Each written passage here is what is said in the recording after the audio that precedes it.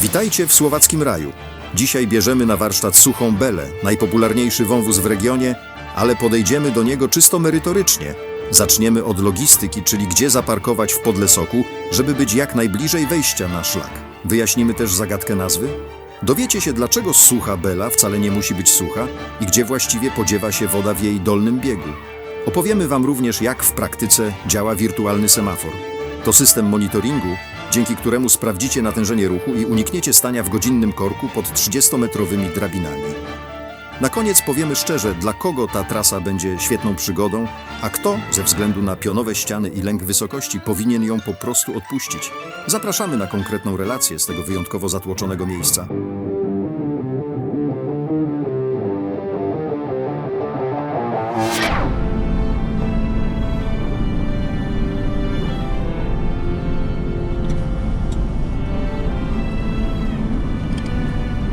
Tak to, kochani, często bywa.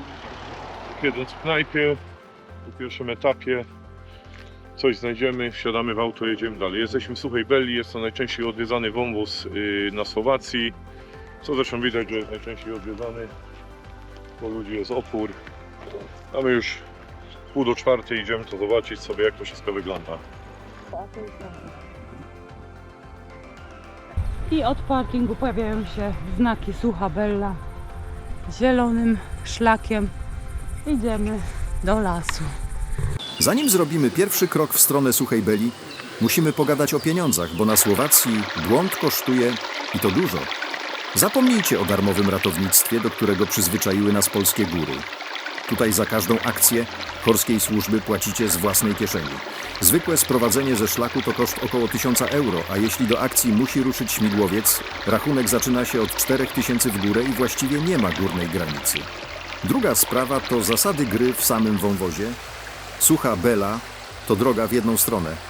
Szlak jest ściśle jednokierunkowy, co oznacza, że idziemy wyłącznie w górę potoku. Nie ma opcji zawracania na pionowych drabinach czy wąskich kładkach. Cudnie, ładnie mają na tej Słowacji. Patrz, jaka tam fajna drabinka. No, właśnie to powiedziałam. Także zapraszam, trzymać się. To ja widziałam na zdjęciach akurat.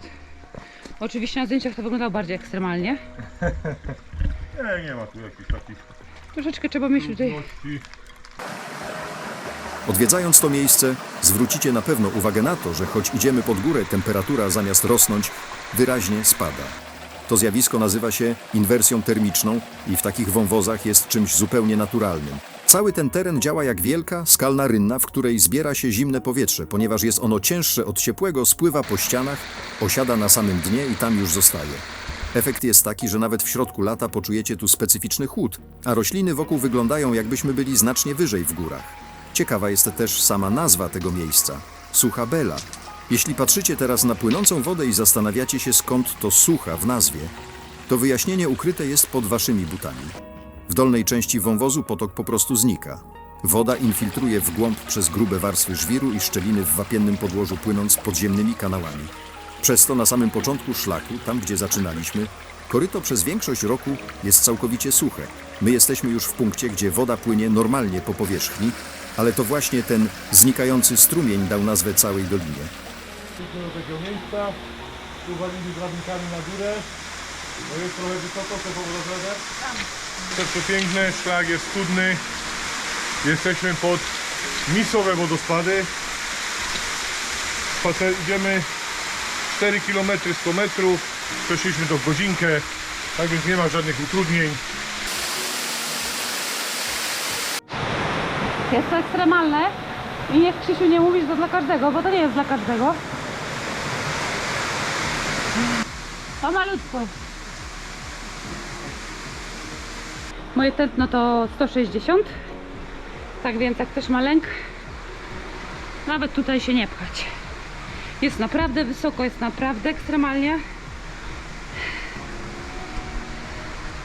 Są przepaście, jest wąsko.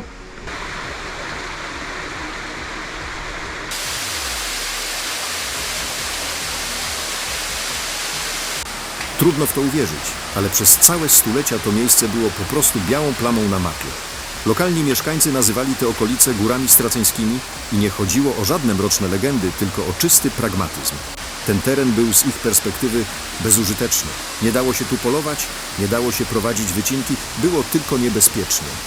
Pierwszą poważną próbę eksploracji podjął w 1900 roku Martin Ruth, który na co dzień był nauczycielem geografii. Mimo wiedzy i chęci musiał się wycofać. Bez drabin i ułatwień technicznych te pionowe ściany przy wodospadach były barierą, której nie dało się sforsować gołymi rękami. Pełny sukces przyszedł dopiero 10 lat później, kiedy Aleksander Merveille przeszedł wąwóz w całości. Od tamtej pory próbowano udostępnić to miejsce turystom, ale początki były trudne. Montowano głównie drewniane bale i kładki, które każda większa powódź niszczyła w kilka chwil. Prawdziwy przełom przyniósł dopiero rok 1959. To wtedy zainstalowano te metalowe stopnie i drabiny, z których korzystamy dzisiaj.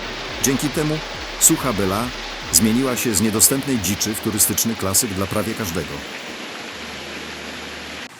Kochani, cały czas idziemy zboczem wąwozu. Prowadzą nas takie stopnie. Tam na tych drabinkach trochę stresiku. Ale pięknie.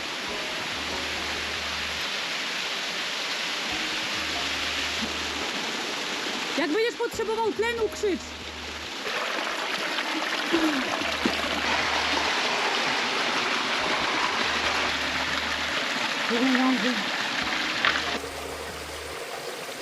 Minęliśmy już największą atrakcję tego szlaku, czyli misowe wodospady.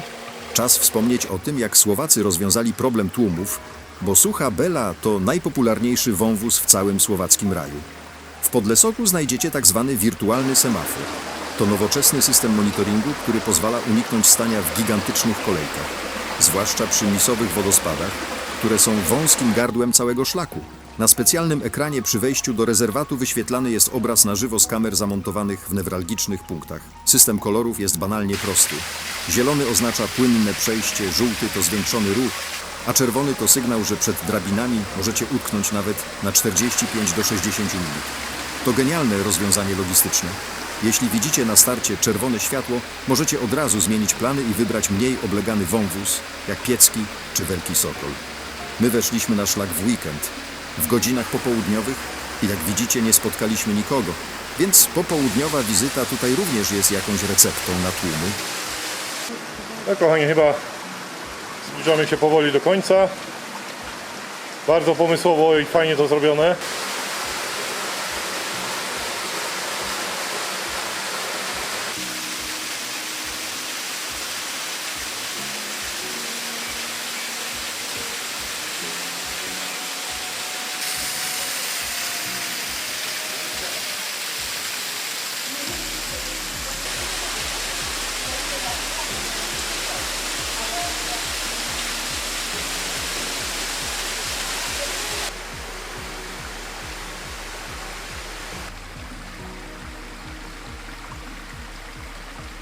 Trzymaj się dwoma rękami.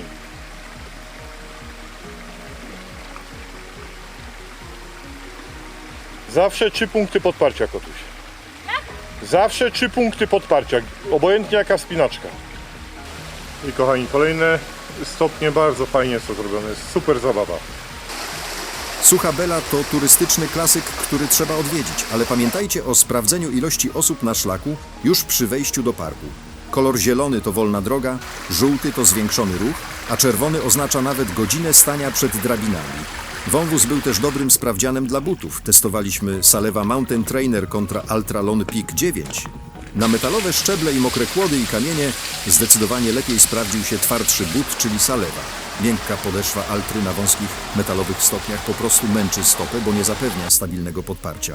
Sztywna konstrukcja Salewy daje dużo większą pewność na mokrym żelastwie. To szlak dla osób sprawnych, które nie obawiają się technicznej zabawy na łańcuchach i kładkach. Jeśli jednak masz silny lęk wysokości, problemy z kolanami albo buty ze słabą przyczepnością, lepiej sobie odpuść. 7 kilometrów, 2 godzinki spacerku, gimnastyki. Jak Ci się podoba? Czara, jest zajebiście. Fajna zabawa. Ale odwołuję, z dziećmi tu nie przychodźcie. Pionowe, 30-metrowe drabiny i mokre, metalowe stopnie wymagają pewnego kroku i braku zawrotów głowy. To nie jest zwykły spacer, tylko szlak górski w pełnym tego słowa znaczeniu. O tym pamiętajcie, będąc w Podlesoku. I tu mamy wyjście z wąwozu. Z 3 km zrobiło się 14. Tak więc szaleństwo. Kochani, wycieczki tylko z nami.